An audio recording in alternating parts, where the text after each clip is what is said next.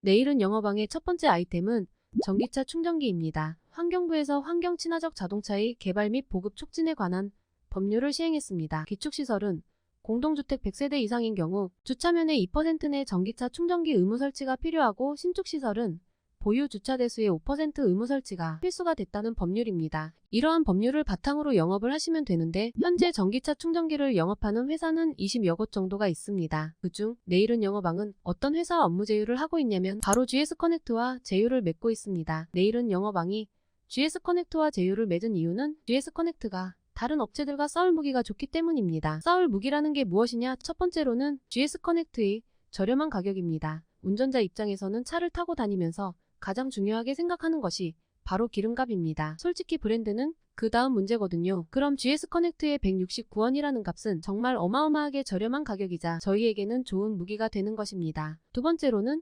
유지관리 보수입니다. 전기차 충전기 설치의 결정은 결국 입주자 대표님이 하십니다. 하지만 유지관리가 안 되면 욕을 먹는 건 결국 아파트 소장님인데요. 아파트 소장님에게 기름값은 그다지 중요하지 않습니다. 결국 중요한 것은 유지관리 보수인데요. 그러면 어느 회사가 유지관리 보수를 잘하냐? 20여 가지 회사 어느 곳을 가도 자기들이 유지관리 보수를 잘한다고 합니다. 하지만 실질적인 데이터가 증명을 합니다. 우리나라에서 서울시, 경기도, 환경부에서 우수업체로 등록된 곳은 GS커넥트 한 곳뿐입니다. 또한 우리나라 아파트, 관공서에 전기차 충전기가 가장 많이 설치가 된 곳도 GS커넥트이며, 환경부 누리집에 가장 많은 전기차 충전기가 등록되어 있는 곳도 GS커넥트입니다. 세 번째로는 대기업 중 가장 먼저 전기차 충전기를 영업한 곳이 GS커넥트라는 것입니다.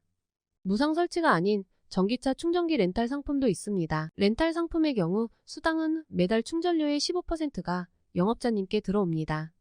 저희가 보통 영업을 추천하는 곳은 모텔, 캠핑장, 호텔 등의 숙박업소입니다. 숙박업소의 경우 전기차를 타고 온 손님은 무조건 전기차를 충전하고 가기 때문에 지속적인 수입을 창출해 내실 수 있습니다. 이러한 무기들을 바탕으로 내일은 영어방의 전기차 충전기를 활발하게 영업해 주시길 바랍니다.